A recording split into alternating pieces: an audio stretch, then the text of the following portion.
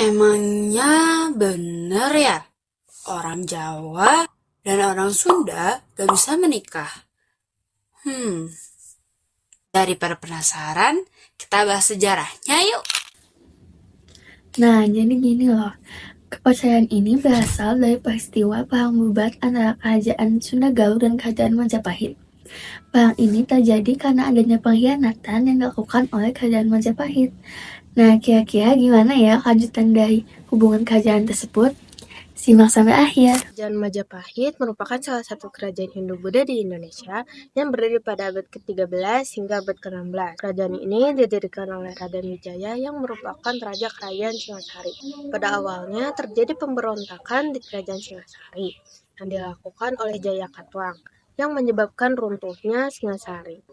Pada waktu itu, Raden Wijaya melarikan diri bersama Arya Wiraja ke sebuah hutan di Trowulan yang merupakan tanah singa pada masa kerajaan Singasari. Wilayah ini kemudian dinamakan Majapahit.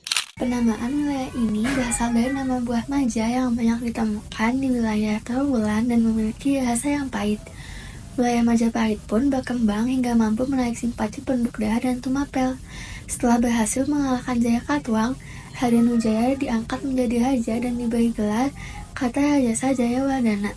Majapahit mencapai masa kejayaannya ketika masa kepemimpinan Hayam Wuruk dan didampingi oleh Mahapati Gajah Mada.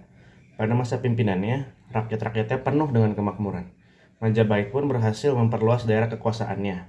Selain itu, Majapahit mengalami kemajuan dalam bidang sastra, ditandai dengan munculnya kitab Negara Kertagama karya Empu Tantular dan kitab Sutasoma karangan Empu Prapanca. Pada masa kepemimpinannya, terjadi peristiwa perang bubat antara kerajaan Majapahit dan kerajaan Sunda di bawah pimpinan Raja Linggabuana. Perang ini bermula ketika Raja Hayam Wuruk ingin menikahi Dyah Pitaloka, putri Raja Linggabuana. Namun, pernikahan tersebut mengalami hambatan. Gajah Mada meminta agar pernikahan Hayam Wuruk dan Dyah Pitaloka diartikan sebagai takluknya kerajaan Sunda. Namun, permintaan itu ditolak oleh kerajaan Sunda. Raja Sunda merasa marah dan terhina oleh permintaan Patih Gajah Mada. Raja Sunda pun memutuskan untuk membatalkan pernikahan mereka. Namun, kerajaan Sunda dikepung oleh kerajaan Majapahit.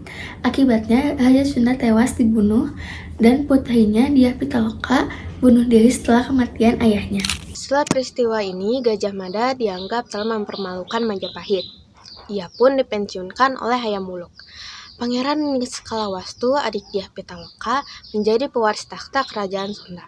Ia memutuskan hubungan diplomatik Sunda dengan Majapahit dan mengeluarkan kebijakan larangan esti luaran yang melarang orang Sunda menikah dengan orang Jawa. Seiring berjalannya waktu, aturan ini tidak lagi banyak diterapkan. Sudah banyak dijumpai masyarakat Sunda yang menikah dengan orang Jawa, meskipun ada beberapa yang masih mematuhi aturan tersebut. Terus, gimana caranya Majapahit bisa mencapai kejayaannya?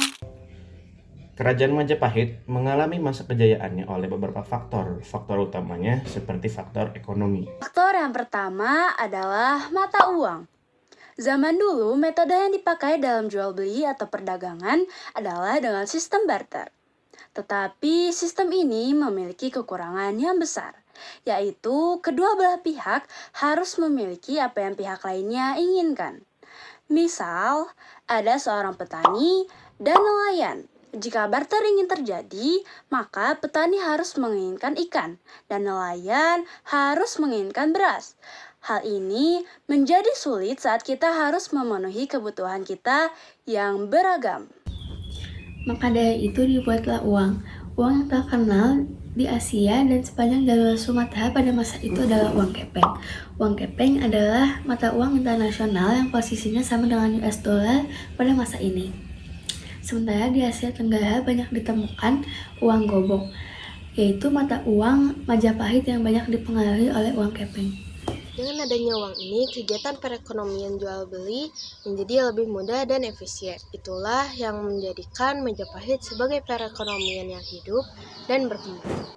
Faktor kedua adalah pasar dan transportasi. Kerajaan Majapahit dilalui oleh Sungai Berantas dan Bengawan Solo yang memudahkan distribusi barang dan perdagangan via air. Majapahit memiliki kota-kota pelabuhan seperti Surabaya, Pasuruan, Gresik, Tuban, dan lain-lain. Kota-kota pelabuhan ini menjadi pusat ekspor impor barang bagi Kerajaan Majapahit. Majapahit runtuh sekitar tahun 1478. Keruntuhan ini disebabkan oleh beberapa faktor, yaitu pertama adalah wafatnya Gajah Mada pada tahun 1364, yang kedua adalah meninggalnya Hayam Wuruk pada tahun 1389, yang ketiga terjadi perebutan harta dan tahta antara Brewirabumi yang merupakan anak selir dari Hayam Wuruk dan Wikramawardhana yaitu menantu Hayam Wuruk. Yang keempat adalah Perang Paregreg, yang kelima adalah serangan Kerajaan Demak, dan enam adalah masuknya pengaruh Islam.